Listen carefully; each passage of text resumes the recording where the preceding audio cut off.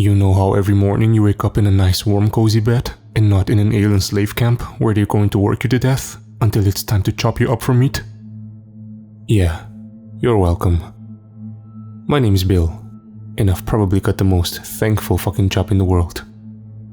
Sure, on paper it doesn't sound like much. I sit at a desk all day and look at data on a computer. But I'm the one who keeps the world turning, and I'm damn good at my job. Whenever the dreaded end of days draws near, I'm the one who sees it coming and makes sure it doesn't. Maybe I'm not the guy they send out into the field and do the dirty work, but those guys only do what I tell them to do. Without me, society as you know it would not exist. And I am trying to remain as humble as humanly possible when I say that. Now, I'll give credit where it's due. I'm not the one who invented the future probe technology. That was done by a guy named Dr. Johann Pinter back in the 70s. I won't get into the technical details of it, but simply put, Pinter figured out time travel. He also figured out that time travel was a goddamn mess. Sci-fi nerds will understand. Through his experiments, Pinter figured out that you can't really alter the past. You can go back in time, sure, and you can create a new future. But your original future will still exist. Let's say that you have a bad day, got drunk and ran over a pedestrian, then decided to go back in time to steal your keys that night to prevent it. When you went back to the future, the pedestrian will still be dead, and you'd still be a murderer. However, you would have created an alternate timeline where you didn't run over a pedestrian. Theoretically, you can go and live in the timeline where you didn't murder a pedestrian. It would be weird, and you'd have to figure out how to handle the other version of you. But you wouldn't have technically changed anything. Furthermore, Pinter determined that the present has multiple branching possible futures, some of which are messier than others. So with all this in mind, Pinter figured that the best thing to do was, instead of going back and trying to fix some great injustices in the world, especially since it concluded that an alternative version of him almost certainly decided to do exactly that anyway, he instead decided to focus on improving the future. That is why he found it. Foresight. Now, officially, Foresight is classified as a research company, and we legitimately do offer some of that. I'm not really involved in that end of things, but I know that some large companies and even some arms of the US government consult with us looking for data to help them predict shit like economic growth and depression, effects of certain actions on the world stage, and other shit like that. As a rule, we don't really do the time travel thing for them unless we have to. We don't really advertise that because it's best not to leave time travel in careless hands. We don't actually know what happens if you fuck with time too much, and we don't really want to find out. The research is just the front though. The real goal behind Foresight was always the Future Probe program. See, Pinter figured out pretty early on that sending people into the future was not a good idea. First off, people can die. Second off, people can be intrusive and fuck things up. So he decided a less invasive approach was necessary. So he started using probes. They're less impressive than they sound. The probes are just mobile cameras, not that different from the Mars rover. The design has changed a bit over the years. The first ones look more like RC cars. Then they went with a sort of metal spider look. Now they're drones. They record what they see and bring it back to us. Back when the program started, we literally needed to watch through whatever they recorded. But nowadays, we can get it broadcast back to us in what's more or less real time, so to speak. Now obviously, the logistics of sending drones into every possible future is a little over the top. So Pinter developed a machine that basically analyzes possible futures. Do not ask me how it works. That's above my pay grade. Anyways, potential apocalyptic scenarios show up as data that gets transmitted to us. Or, more specifically, to me. My job is to filter out the less likely scenarios. There are a lot of them, and only really focus on the ones that have a real, almost certain risk of causing the end of the world. The more potential futures feature that apocalypse, the more severe the risk. Thankfully, if we know that the world is ending, and we know why, we can also figure out how to prevent it. I can use the probes to look at futures where the world didn't end, and figure out why and how to make sure we steer ourselves towards that future. Usually, we get a few years fair warning before an apocalyptic event, so there's plenty of time to make adjustments. And so far, I'd say that we've done a pretty damn good job. Pinter died back in the 90s, a few years before I joined up with the organization. But I'd like to think he'd be happy with the fact that most of the world's population isn't either dead or worse. And I'm gonna be honest, I'm pretty proud of the work I've done with foresight. Which leads me to why I'm sharing this. You can probably guess that we're not supposed to openly talk about the future probe program. I'm technically violating my contract and opening myself to a whole host of legal hot water just by sharing this. But hey, I figure it's not going to matter soon. So what the hell, right? You guys just dodged a fucking bullet. I don't think there's a single person on this planet who knows how lucky they are right now. And they've all got me to thank. Now obviously, this isn't my first time saving the world. But I'd say it is the most noteworthy. I'll explain why in a little bit. See, it all started a couple of weeks ago. I mentioned before that when an apocalyptic scenario pops up, we've usually got a few years' notice. The circumstances that will lead to the end of civilization as we know it don't just pop up overnight. There's usually years of build-up. But every now and then, we get an exception. And exceptions scare the living shit out of me. Needless to say, when I got an alert telling me that 65% of the possible futures that a program surveyed involved an apocalyptic scenario within the next 4 days, I couldn't help but panic a little. Naturally, I flagged it as DEFCON 1 and immediately sent it off to the higher-ups as protocol dictates. Then, I started sending out the probes. Now, usually, when we get a high-priority scenario like this, it's because some group of nutjobs is about to do something drastic in service of whatever fucked up agenda they believe in. You may not think that a bunch of lunatics could bring about the end of the world. But if there's one lesson that history has shown, again and again, is that you should never underestimate the power of very stupid people left unattended in a large group. Needless to say, scary as these scenarios are, these idiots are usually not that hard to deal with. Once we've got the alert, we can either notify the proper people that some assholes are trying to make a move, or get our own guys to handle it. Usually said assholes aren't smart enough to bumble their way into the apocalypse in most future timelines, thus reducing the likelihood of our world ending to a much lower, more acceptable percentage. With that in mind, when I sent out the probes and started reviewing the footage, I was expecting to find the usual suspects of an apocalyptic future. And I wasn't entirely disappointed. A lot of what the probe sent back was footage of empty streets, and signs of carnage, smears of blood on the pavement, mangled corpses in the streets. I'd seen things like this before. In timelines where a sudden event caused a rapid collapse of society, you'd usually see signs of violence in the streets. But this wasn't really like that. See, that kind of violence tends to be caused by sudden riots. People go crazy once society breaks down. You'll see shit on fire, storefronts smashed, vehicles tipped over, shit like that. Well, storefronts were smashed, vehicles were tipped over. There was clearly some violence, but this didn't look like it had been caused by a riot. For starters, rioters don't pry cars open like tin cans. Rioters don't rip into people the way the bodies in the streets had been torn into. Rioters also don't seem to only be going in one direction. There was something about the way the bodies were spaced out. They weren't scattered around. They looked like they'd been moving, running. From what exactly? I didn't know. With no obvious signs of what had caused the carnage, I decided to try something new. I tuned the probes to start scanning the local radio stations. Usually, in an emergency event, there's some sort of broadcast.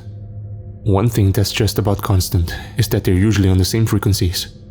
So it didn't take long for me to find it. Through the static, I could clearly make out a voice I recognized as the President of the United States. It took a little bit of work to make the message come through clearly. But this is what it said. My fellow Americans, to those of you who are left, we are fighting as hard as we can. The situation on the West Coast has continued to deteriorate. The incident in Reno a few days ago has spread throughout Nevada, into California, Oregon, Washington, Arizona, Texas, Utah, Idaho, Colorado, Wyoming, Montana, and Oklahoma. The bugs have also been confirmed to cross the borders into Canada and Mexico, and reports indicate that the situation is dire. To those of you still alive in the affected states, I urge you to remain in your homes. Remain indoors, away from the outside. We will send help if we can. But until then, you must survive as long as you can. To those of you in the east, where this infestation continues to spread, do not panic, but do not assume that this infestation will not continue its advance. We have continued our efforts to evacuate the areas that will inevitably be hit by the bugs. If you live in one of these areas, we ask you that you do not fight to remain in your home. It will be overrun, and you and your loved ones will be in danger. The only promise of safety lies further east. If your community has not yet been evacuated, then I urge you to begin preparing to leave now. Take only what you need to survive: food, water, and medicine. As we evacuate, we are actively looking into strategies to repel this threat. Your soldiers continue to fight valiantly for your protection against the oncoming horde, and they will triumph. But victory will come at a cost. The speech went on for some time, even after that. But by that point, I'd stopped listening. Reno. That was where this had originated. Naturally, the next step was to study Reno and start looking for a potential source of the problem. The president had said something about bugs. I'd seen some things involving bugs before, sure, but never anything on this scale. I'd supposed I'd find out for sure soon enough. The higher-ups had sent me an email asking for a status update, so I sent them the radio transmission I'd gotten along with the footage. I noted that I'd be looking into Reno next. I recalled all previous probes and requested 28 probes be sent into different times in the next week. Each probe would appear within the city of Reno over the next 168 hours, one appearing every 6 hours.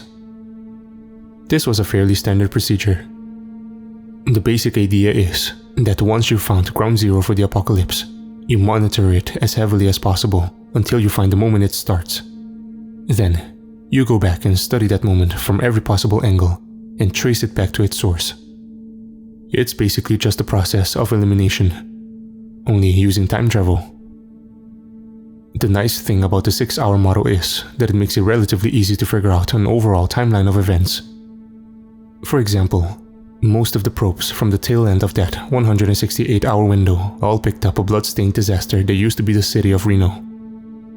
And it wasn't pretty. There were bodies in the streets, cars torn open, the same shit I'd seen before. Only now, I was getting a better look at just what was behind it.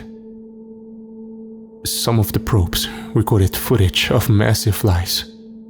They didn't seem to hurt people, at least.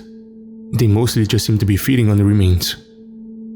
Looking back further though, I could see video footage of massive creatures that sort of resembled a praying mantis.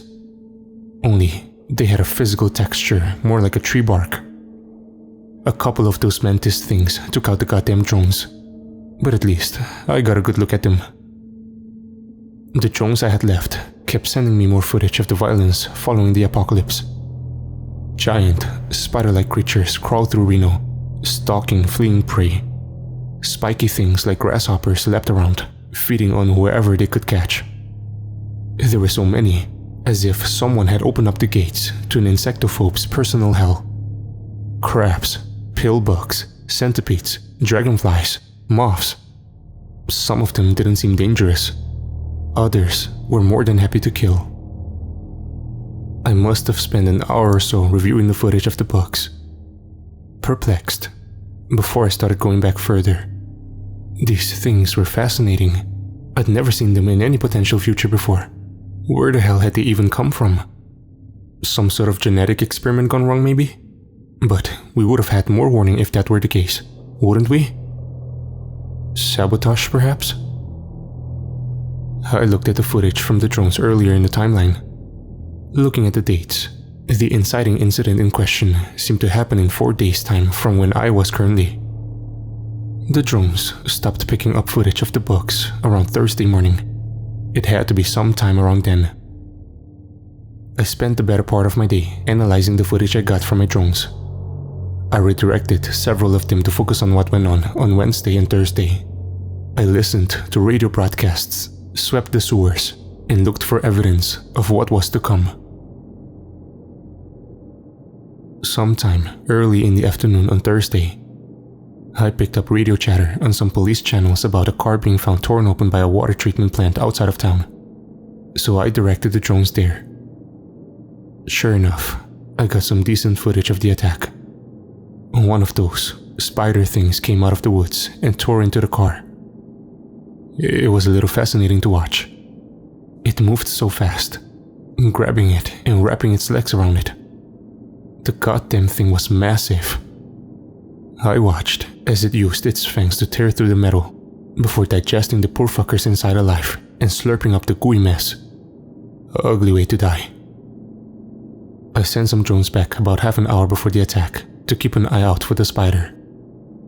It took a bit of searching, but I eventually found it moving through the woods, coming from the water treatment plant. Interesting. I left one drone to keep an eye on it, while I sent some of the others back again. This time, to explore the plant itself, an hour before the attack. I sent 2 of them in through a pipe that I figured the spider had come out of. Sure enough, I found the spider there, chilling in a giant web. I made sure to keep the drones away from it. Moving through the interior of the plant, I wasn't surprised to find more of the bugs waiting there. From the looks of it, they'd been causing one hell of a mess. I could see the bodies of dead men, mostly eaten, along with evidence of the bugs preying on each other. But no obvious indicator as to where they were coming from. Not at first anyways. I sent the drones back in time again. One went back to the day before. One only went back 2 hours. 1 day ago, the water treatment plant looked normal. No corpses. No horde of bug creatures ready to destroy America. Just a normal water treatment plant. 2 hours ago, on the other hand, the water treatment plant had been a lot less crowded. Most of the staff looked to be dead, and those that weren't were in the middle of being eaten by all sorts of nasty things. Where they were coming from still wasn't obvious, but I only needed to sit and wait to find out.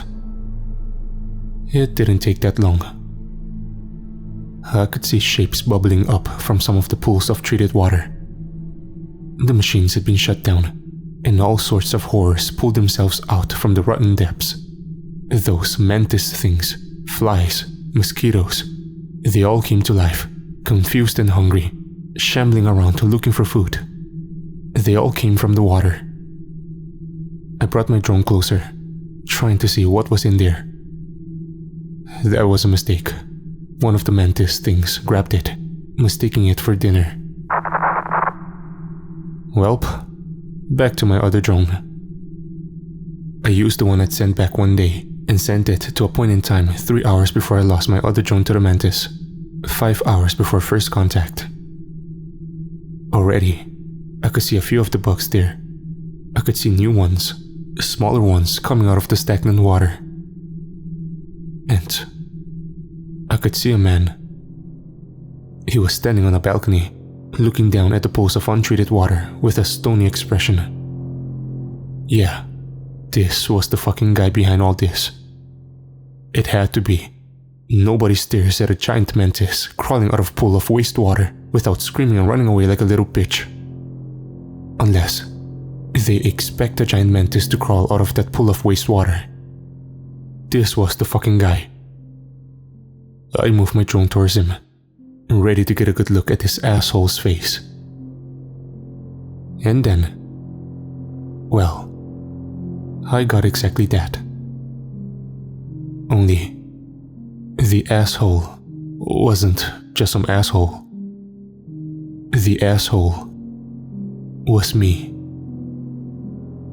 For a moment, I sat in my chair, looking at this man who looked exactly like me, calmly watching the fucking bug apocalypse crawl out of the city of Reno's collective wastewater. And as I sat there in utter disbelief, the man turned his head to look right at the drone. And he fucking smiled. Then, without missing a beat, he took a piece of paper out of his pocket and showed it to the camera. In big, bold writing, I could see what I recognized as a radio station. I was sending me a message. My palms suddenly felt sweaty. My heart was racing a little too fast. Should I even listen to what this guy had to say? Whatever it was crazy, right? Even if he was though, I still should hear what he had to say. I still should document it. Maybe it would explain why, right? If it were anyone else, that's exactly what I would have done. But it wasn't anyone else. It was me. What would I have to say to myself? Something that would make me do this. That was crazy, right? It had to be fucking crazy. Right? I thought it over, sitting in silence for several minutes. The man on the screen, me, just went back to studying the creatures coming out of the wastewater before walking away towards the offices. I made the drone follow him for every step. He didn't seem to mind. He kept looking back at the camera, smiling every now and then as he kept walking. He walked through the door to the offices and locked it behind him, then sat in the chair of a cubicle. He took one last look at the camera, his smile fading slightly. Then, he took out a gun. He set the paper on the desk before he put it to his head. I watched him pull the trigger. I watched myself die. It was... I don't know how to describe it. For a moment, I just sat there in silence, my hands over my mouth as I tried to process what I'd just seen. Then, inevitably, my eyes were drawn to the paper he set down. The radio station. His last words. My last words. I had to know. I tuned to the station and started cutting through the static. This is what I got. Hey Bill, I know you're probably pretty confused by all this. Trust me, I was too. But you and I both know that I wouldn't be doing this if it didn't make sense. Use your drones. Take a good hard look into the future of these timelines. Not the immediate future. Give it 100, 200 years. Just look. That's all I'm asking you. Look. The message paused there. I opened the settings of the drone. I had nothing to lose by looking, right? So I sent it forward. First by 100 years, then by 200, and then by 300. And I saw it all. A new world. A united world on the other side of the generations of hardship wrought by the books. Technology taking one step back, followed by one incredible leap forward. A new renaissance. One I can't even begin to describe. I looked through the centuries with awe, wanting to explore the paradise I saw before me. God, I could have lost hours looking into the future. But what I saw was enough. I tried looking for the same results in other futures, but they weren't there. Humanity wouldn't thrive the way it would after the hardship of the books, not under any other circumstance. Nothing would change. We would remain the same miserable species for the rest of our tragic existence. Nothing would change unless we let it. The more I looked, the more I understood. And almost as if on cue, the message on the radio began again. Of course it was on cue. Future me would have known what past me would do.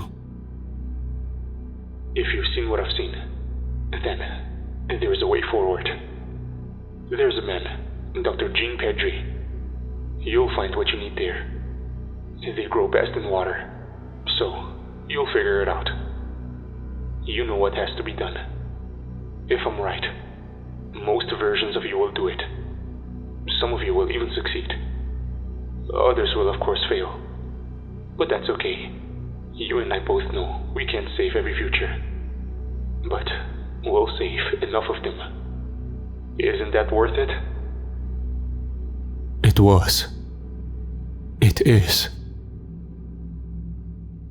That leaves me here. Like I said before, you've all just dodged a bullet. I'm not going to prevent what's coming. Not this time. My job is to save the world, and that's just what I intend to do. I've found the path to a better future. I've found the world humanity deserves. I'm going to break us out of the endless stagnation of our existence. The road will be hard, but it will be worth it. Nobody ever made an omelette without breaking a few eggs. I realize that my former employers aren't going to see it that way though. I fabricated some updates and bogus reports to throw them off my trail for a little while. But chances are, they'll catch on soon if they haven't already. I'm on borrowed time as it were. But I'm not afraid. I already know how this is going to end. So, if you're listening to this, then one of two things is going to happen. 1. My former employers will kill me and stop me from doing what I have to do. And the world you know won't change. Life will just continue as it was. And if you're living in that world, I'm sorry, I can't save every future. You'll be fine. Probably live a nice life and all. But when the future comes, your grandchildren will never have it any better than you did. Life will stagnate until it finally ends. 2. I'll succeed. And if I do, I'm sorry. You're probably going to die because of what I've done. But I don't regret it. Not one bit. What's at stake here is worth it. The future is worth it. And I can't pretend it isn't. Some people are going to call me a monster. That's fine. I don't care. But I've seen what's coming. And it's worth the price we'll pay. It's worth it.